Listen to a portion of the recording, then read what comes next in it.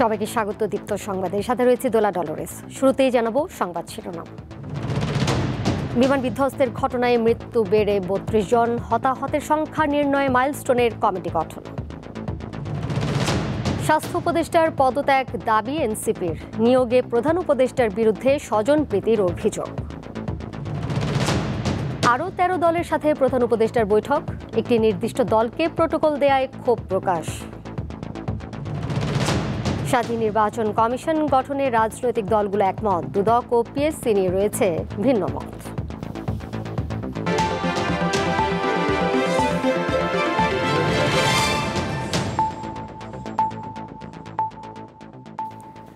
সংবাদে এছাড়াও থাকছে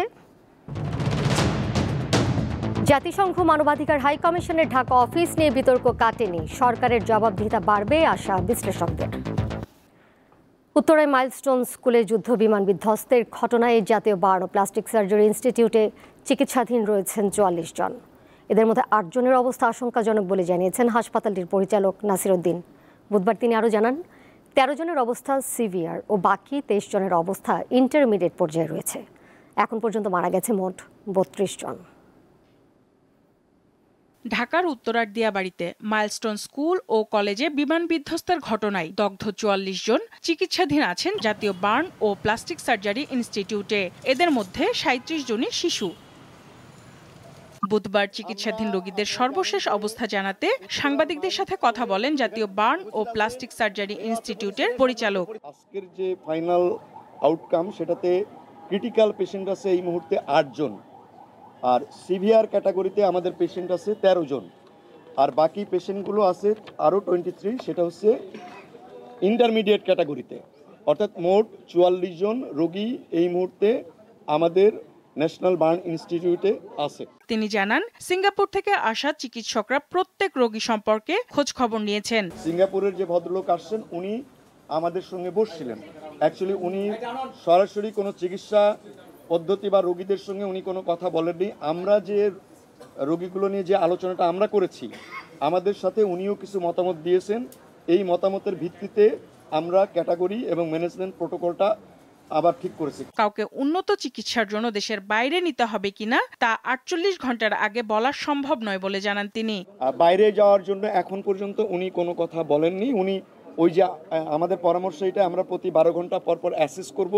অ্যাসেস করে মোটামুটি একটা ধারণা আমরা সবাই মিলে নিছি, আগামী ৪৮ ঘন্টা আগে হয়তো এই ডিসিশনটা আমাদের পক্ষে কারোর পক্ষেই ফাইনালি বলাটা বোধ হয় সম্ভব হবে না। জাতীয় বার্ন ও প্লাস্টিক সার্জারি ইনস্টিটিউটের পরিচালক জানান, রক্ত, স্যালাইন ও ওষুধের এখন কোনো সংকট নেই। এই বিষয়ে মোটেই কোনো সংকট নেই। সঞ্জিতা প্লাবনী, দীপ্ত সংবাদ, ঢাকা। রাজধানীর উত্তরায় মাইলস্টোন স্কুল অ্যান্ড কলেজে যুদ্ধ বিমান বিধ্বস্তের ঘটনায় হতাহতের প্রকৃত সংখ্যা নির্ণয় কমিটি গঠন করেছে স্কুল কর্তৃপক্ষ। এই কমিটি আগামী ৩ কার্যদিবসের মধ্যে প্রতিবেদন দেবে। এদিকে স্কুলে প্রবেশাধিকার সীমিত করা হলেও ভিড় করছেন অনেকেই। কবে নাগাদ স্কুল কার্যক্রম শুরু করা যাবে তা জানায়নি স্কুল কর্তৃপক্ষ।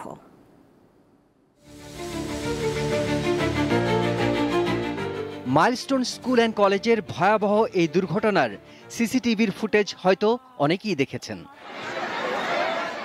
বেঁচে ফেরা শিক্ষার্থীদের স্মৃতি থেকে একদিন হয়তো ফিকে হয়ে যাবে অগ্নিদগ্ধ সহপাঠীর যন্ত্রণাকাতর মুখের ছবিগুলো।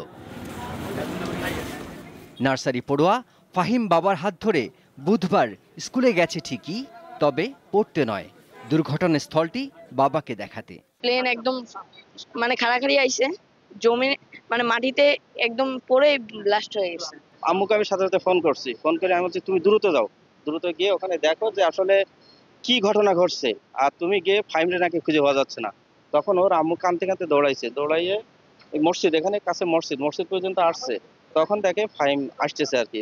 স্কুলে প্রবেশের সুযোগ ছিল না, তবুও ট্রমা কাটাতে পিতামাতার হাত ধরে ফাহিমের মতো আরও অনেক শিক্ষার্থী ও অভিভাবক দূর থেকে দেখার চেষ্টা করেন স্কুলের ভেতরটা।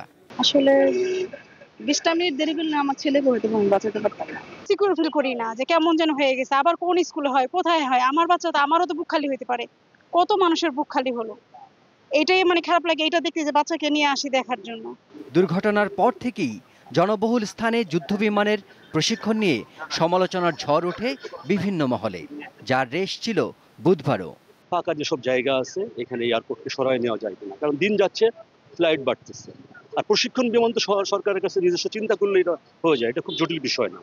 এদিকে মঙ্গলবার দফায় দফায় শিক্ষার্থীদের সাথে আইন শৃঙ্খলা রক্ষাকারী বাহিনীর সংঘর্ষের পর বুধবার সচিবালয়ে সাংবাদিকদের কাছে পদত্যাগের বিষয়ে নিজের অবস্থান তুলে ধরেন শিক্ষা উপদেষ্টা। এখানে আমার কাজের কোনো ব্যত্যয় হয়েছে বলে আমি মনে করি না। আমার তো নিয়োগকর্তাও রয়েছেন, তারাও যদি এখানে মনে করেন যে এখানে ব্যত্যয় ঘটেছিল তো আমাকে যেতে বললে আমি অবশ্যই চলে যাব। আমার কোনো এখানে আঁকড়ে ধরার, নিজেকে জাস্টিফাই করার কোনো কিছু নয়। মর্মান্তিক এই প্রাণহানির ঘটনার পর ঠিক কবে নাগাদ প্রতিষ্ঠানটির কার্যক্রম শুরু হবে সে বিষয়ে এখনও নির্দিষ্ট করে কিছু জানায়নি স্কুল কর্তৃপক্ষ।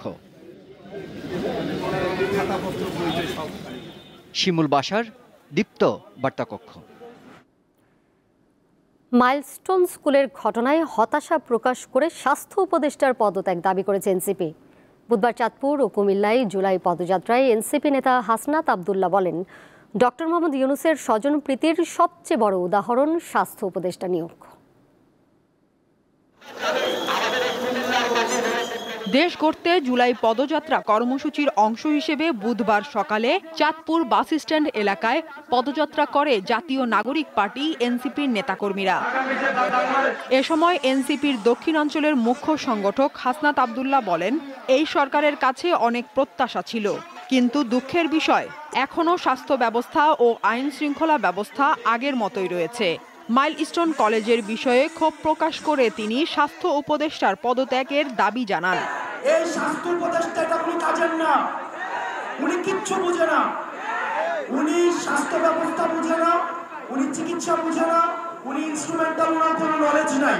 ওনার একমাত্র যোগ্যতা উনি গ্রামীণ ব্যাংকে ছিল এবং ডক্টর মোহাম্মদ ইউনূসের খুব কাছের মানুষ, এটাই ওনার যোগ্যতা। সমাবেশে যোগ দেওয়ার আগে শহীদ পরিবারের সদস্যদের সাথে কুশল বিনিময় করেন এনসিপির নেতারা। পরে বিমান দুর্ঘটনায় স্কুল শিক্ষার্থী নিহতের ঘটনায় শোক র্যালি বের করে এনসিপি।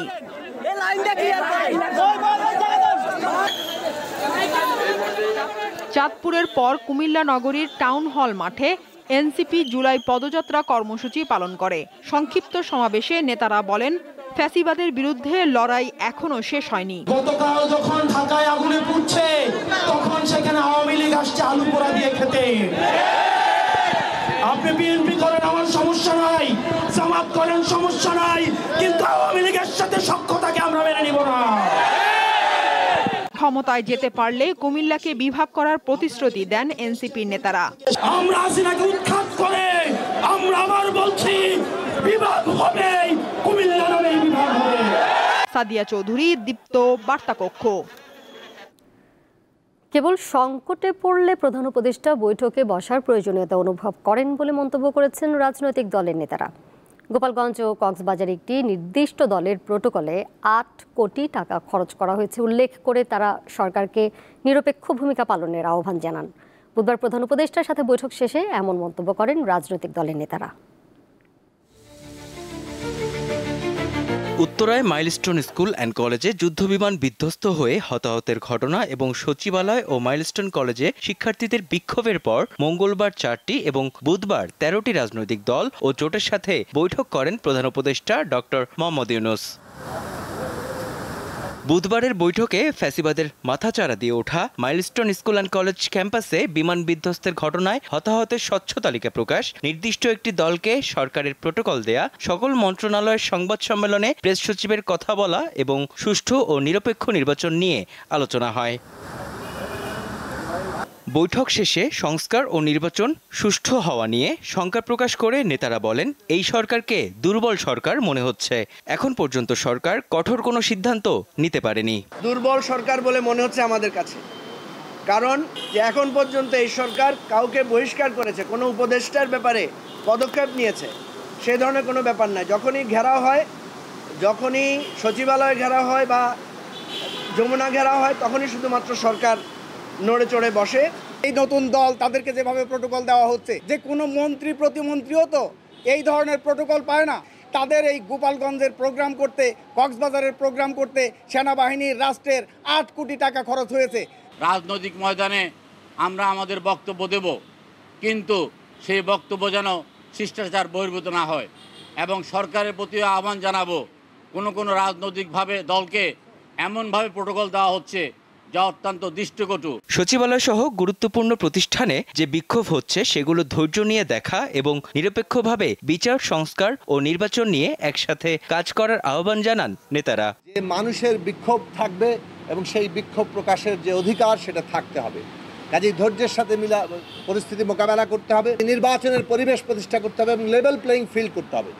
রাজনৈতিক দলগুলোর প্রতি যথাসম্ভব ন্যায্য আচরণ করতে হবে এবং সেই ন্যায্য আচরণের মধ্য দিয়ে সরকার যাতে কোনো পক্ষ নয় এইটা দৃশ্যমান হয়, সেই জায়গাটা পরিষ্কার করা দরকার। দু একটি দল সরকারকে মিটিং করার প্রয়োজন হলে মতবিনিময়ের সুযোগ পায়, বাট অন্য যে গুরুত্বপূর্ণ স্টেক হোল্ডার তারা সুযোগ পাচ্ছে না। সেই ক্ষেত্রে এই বিষয়টি আমলে নিয়ে অন্তত প্রত্যেক মাসে যেন সরকার বিভিন্ন রাজনৈতিক দলগুলোর সাথে একটা ডায়ালগের মধ্যে দিয়ে পরিস্থিতি সম্পর্কে একটা করণীয় ঠিক করতে পারে, ধারণা নিতে পারে, এই প্রস্তাবটি আমরা রেখেছি। এছাড়াও রাজনৈতিক দলগুলোকে ছোট বড় বিভেদ না করে সবার জন্য লেভেল প্লেইং ফিল্ড নিশ্চিত ও নির্বাচনের নির্দিষ্ট তারিখ ঘোষণার আহ্বান জানান নেতারা। সরকারের অবিলম্বে উচিত নির্বাচনের তারিখ বিষয়ে সুস্পষ্ট ঘোষণা যাওয়া। মেহেদী হাসান, দীপ্ত সংবাদ, ঢাকা। রাজনৈতিক সরকার না থাকলে সচিবালয় গোপালগঞ্জের মতো সহিংস ঘটনা আরও বাড়বে বলে মন্তব্য করেছেন বিএনপি মহাসচিব মির্জা ফখরুল ইসলাম আলমগীর। বুধবার রাজধানীর গুলশানে ক্ষুদ্র নৃগোষ্ঠীর নেতৃবৃন্দের সাথে বৈঠকের পর তিনি এই মন্তব্য করেন। অন্তর্বর্তীকালীন সরকারের দুর্বলতাটাকে বড় করে না দেখে তাদের যে আপনার সদিচ্ছা, তাদের প্রক্রিয়া, সেটাকে বড় করে দেখা উচিত। আর সবচেয়ে বড় হচ্ছে যে রাজনৈতিক দল হিসাবে আমরা সবসময় যেটা চাইব যে অতি দ্রুত নির্বাচন করে নির্বাচনের মধ্য দিয়ে একটা রাজনৈতিক সরকার প্রতিষ্ঠা করা। রাজনৈতিক সরকার না থাকলে এই সমস্যাগুলো আরও বৃদ্ধি পায়। একটি স্বাধীন নির্বাচন কমিশন গঠনে রাজনৈতিক দলগুলো একমত হয়েছে বলে জানিয়েছেন জাতীয় ঐক্যমত্য কমিশনের সহ সভাপতি অধ্যাপক আলী রিয়াজ। এক্ষেত্রে কমিটির মাধ্যমে নির্বাচন কমিশন গঠনের বিষয়টি সংবিধানে অন্তর্ভুক্ত হবে। তবে দুর্নীতি দমন কমিশন ও সরকারি কর্ম কমিশন সহ অন্যান্য সাংবিধানিক প্রতিষ্ঠানে নিয়োগ নিয়ে ভিন্ন মত রয়েছে দলগুলোর। বুধবার রাজধানীর ফরেন সার্ভিস একাডেমিতে রাজনৈতিক দলগুলোর সঙ্গে বৈঠকে বসে জাতীয় ঐক্যমত্য কমিশন। বৈঠকে সাংবিধানিক ও সংবিধিবদ্ধ প্রতিষ্ঠানে নিয়োগ প্রক্রিয়া নিয়ে আলোচনা হয়। এর মধ্যে নির্বাচন কমিশন গঠনে একমত হয়েছে দলগুলো। বৈঠকের বিষয়ে বিস্তারিত জানান কমিশনের সহসভাপতি অধ্যাপক আলী রিয়াজ। নির্বাচন কমিশন সংক্রান্ত আলোচনা সম্পূর্ণ করতে পেরেছি এবং সংবিধানের 7ম অনুচ্ছেদে যে নির্বাচন গঠন বিষয়ে বিধান আছে সেগুলো আলাপ আলোচনার মধ্য দিয়ে একটি ঐকমত্যে উপনীত হতে পেরেছি।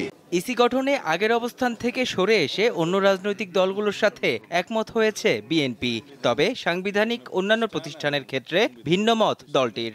যাবতীয় বিষয়াবলী এমনভাবে আনি যাতে এই সমস্ত প্রতিষ্ঠানের স্বচ্ছতা, জবাবদিহিতা এবং অন্যান্য বিষয়ে যে অ্যাকাউন্টেবিলিটি সেটা ফিক্স করা যায়। শুধুমাত্র আমরা কোনো প্রতিষ্ঠান করলাম, তাদের কোনো জবাবদিহিতা থাকলো না এবং তাদের ট্রান্সপারেন্সি থাকলো না এবং তাদের আচরণবিধি থাকলো না, সেটা ঠিক হবে না। জামায়াতে ইসলামীও কমিটির মাধ্যমে নির্বাচন কমিশন গঠনে একমত। দুদক, পিএসসি সহ সকল সাংবিধানিক প্রতিষ্ঠানে কমিটির মাধ্যমে নিয়োগে একমত হওয়ার আহ্বান এনসিপির। এই সিলেকশন কমিটির সর্বসম্মতক্রমে একজন প্রধান নির্বাচন কমিশনার নিয়োগ করবে। সেখানে জেনারেলি নাম চাওয়া হবে। অতীতে যে নির্বাচনগুলো হয়েছে সেখানে বড় ধরনের অনিয়ম, বড় ধরনের কারচুপির মতো ঘটনাগুলো ঘটা সত্ত্বেও আইনগতভাবে তাদেরকে আইনের আওতায় নিয়ে আসার বিষয়টি অনুপস্থিত ছিল। বিমান দুর্ঘটনার পর মাইলস্টোন স্কুল অ্যান্ড কলেজ শিক্ষার্থী ও অভিভাবকদের প্রতিবাদ কর্মসূচি সহ সচিবালয়ে শিক্ষার্থীদের উপর আইনশৃঙ্খলা বাহিনীর হামলার প্রতিবাদে ঐক্যমত্য কমিশনের বৈঠক থেকে প্রতীকী ওয়াকআউট করেছে 3টি দল। সিপিবি, বাসদ ও বাংলাদেশ জাসদ 10 মিনিটের জন্য এই প্রতীকী ওয়াকআউট করে। মেহেদী হাসান, দীপ্ত সংবাদ, ঢাকা। জাতিসংঘের মানবাধিকার বিষয়ক হাইকমিশনের ঢাকা অফিস চালু নিয়ে এখনও বিতর্ক কাটেনি। বিশ্লেষকেরা মনে করছেন জাতিসংঘ মানবাধিকার অফিস চালু হয় রাষ্ট্রীয় গুম, খুন ও হত্যাসহ মানবাধিকার লঙ্ঘনের ঘটনা কমবে। একই সঙ্গে জাতিসংঘের এই কার্যক্রম সরকারকে জবাবদিহিতায় ফেলবে। 2024 সালে দেশে সংঘটিত জুলাই-আগস্ট হত্যাকাণ্ড তদন্তে ফ্যাক্ট ফাইন্ডিং মিশন পাঠিয়েছিল জাতিসংঘ। তখন থেকে আলোচনায় জাতিসংঘের মানবাধিকার বিষয়ক হাই কমিশনের ঢাকায় অফিস চালুর বিষয়টি। দীর্ঘ যাচাই বাছাইয়ের পর এই অফিস চালুর বিষয়ে চূড়ান্ত অনুমোদন দিয়েছে বর্তমান অন্তর্বর্তী সরকার। এর ফলে 17 জুলাই থেকেই ঢাকায় কার্যক্রম শুরু করেছে জাতিসংঘের মানবাধিকার বিষয়ক হাই কমিশন। তবে এই অফিস চালুর বিরোধিতা করছে দেশের ইসলামপন্থী রাজনৈতিক দল ও একটি পক্ষ। মানবাধিকার কর্মী নূর খান মনে করেন, জাতিসংঘের এই কার্যক্রম পরিচালনায় নাগরিকের অধিকার সমুন্নত হবে।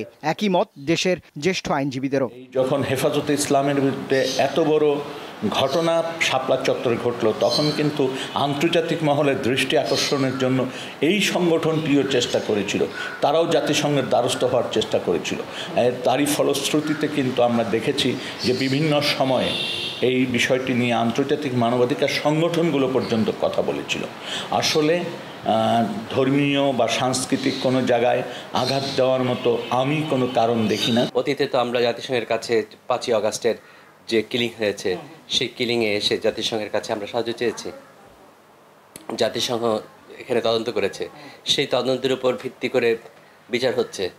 তো জাতিসংঘের এই কার্যক্রম করে যদি আমরা ওয়েলকাম করি, তো জাতিসংঘ যদি এখানে সে কার্যক্রম চালায়, তাহলে অসুবিধাটা কোথায় আছে? কম্বোডিয়া, ইয়েমেন, সুদান, সিরিয়া, প্যালেস্টাইনের গাজা ও রামাল্লা, তিউনিশিয়া এবং লাইবেরিয়া সহ অন্তত 16টি দেশে কাজ করছে এমন অফিস। অনেকেই প্রশ্ন তুলছেন, এর মধ্য দিয়ে কি এসব দেশের কাতারে যুক্ত হলো বাংলাদেশ? বাংলাদেশে যে প্রায়শই মানবাধিকার যে লঙ্ঘিত হয়, সেটা আমাদের নিজের চোখে দেখে এসেছি। পুলিশ গুলি করে, রাজনৈতিক বক্তব্য দিতে গেলে সেখানে নির্দ্বিধায় গুলি হয়। এখন কোন ধর্মীয় কালচারালি যেগুলো ইসলামের সাথে যায় না, জাতিসংঘ সেখানে প্রচার করবে, এই যে সাসপিশন, এই যে সন্দেহ, সেগুলো কোনগুলো মানবাধিকার? রাষ্ট্র বা সরকার কর্তৃক গুম খুনের মতো গুরুতর মানবাধিকার লঙ্ঘনের দায়ে যেসব বাহিনী বা সংস্থা আগে থেকে অভিযুক্ত এবং যারা প্রায় ধরাছোঁয়ার বাইরে থাকতেন, তারা এখন সতর্ক হবেন বলে মত বিশেষজ্ঞদের।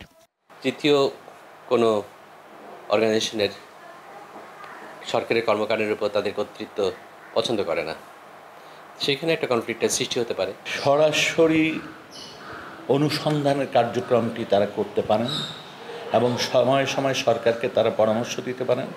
সরকারের জবাবদিহিতার জায়গাটিকে নিশ্চিত করার চেষ্টা করতে পারেন। সমঝোতা অনুযায়ী 3 বছরের জন্য ঢাকায় কাজ করবে জাতিসংঘের মানবাধিকার অফিস। রুবায়েত হাসান, দীপ্ত সংবাদ, ঢাকা।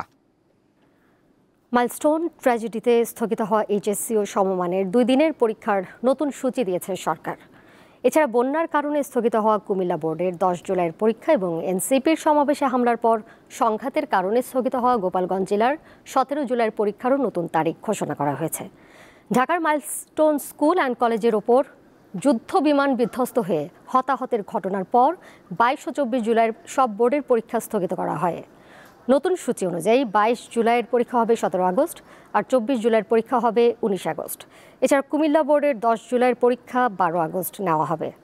ঢাকা বোর্ডের গোপালগঞ্জ জেলার 17 জুলাইয়ের পরীক্ষা হবে 14 আগস্ট।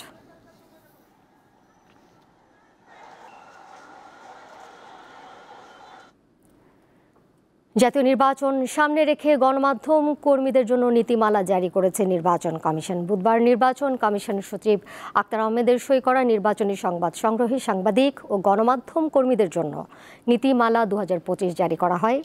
নীতিমালা অনুযায়ী ভোটের দিন সাংবাদিকরা যাতায়াতে মোটরসাইকেল ব্যবহারের অনুমতি পাবেন। এছাড়া অনুমোদিত কার্ডধারী সাংবাদিকরা সরাসরি ভোট কেন্দ্রে প্রবেশ করতে পারবেন, তবে কোনোভাবেই ভোট কক্ষ থেকে সরাসরি সম্প্রচার ও গোপন কক্ষের ছবি নিতে পারবেন না।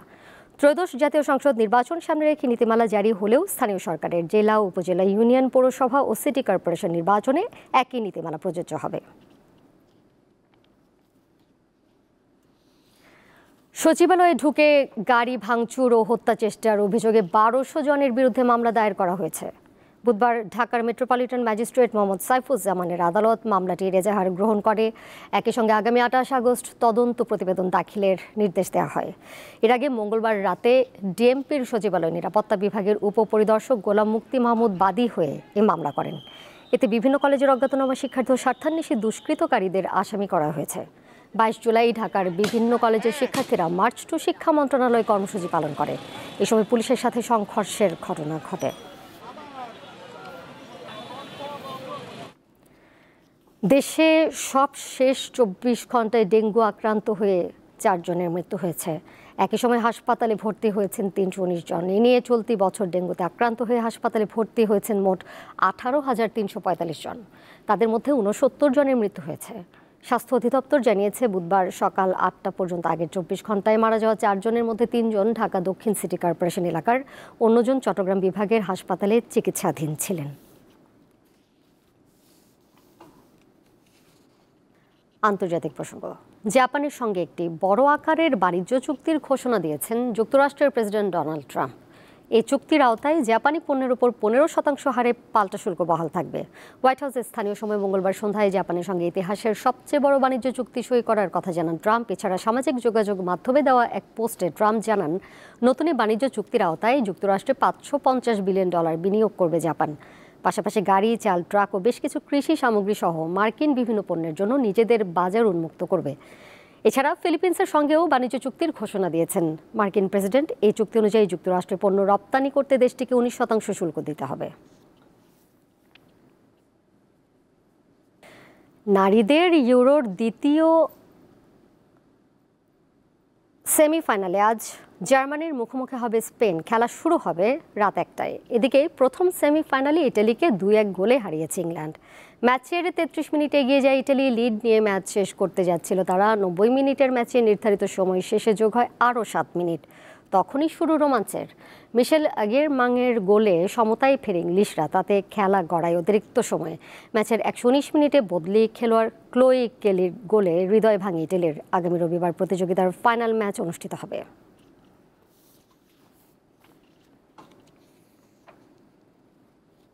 শেষ করব দীপ্ত সংবাদ, যাবার আগে শিরোনামগুলো জানিয়ে দেব আরও একবার। বিমান বিধ্বস্তের ঘটনায় মৃত্যু বেড়ে 32 জন। হতাহতের সংখ্যা নির্ণয়ে মাইলস্টোনের কমিটি গঠন। স্বাস্থ্য উপদেষ্টার পদত্যাগ দাবি এনসিপির। নিয়োগে প্রধান উপদেষ্টার বিরুদ্ধে স্বজনপ্রীতির অভিযোগ। আরও 13 দলের সাথে প্রধান উপদেষ্টার বৈঠক। একটি নির্দিষ্ট দলকে প্রটোকল দেয়ায় ক্ষোভ প্রকাশ। স্বাধীন নির্বাচন কমিশন গঠনে রাজনৈতিক দলগুলো একমত। দুদক ও পিএসসি নিয়ে রয়েছে ভিন্ন মত।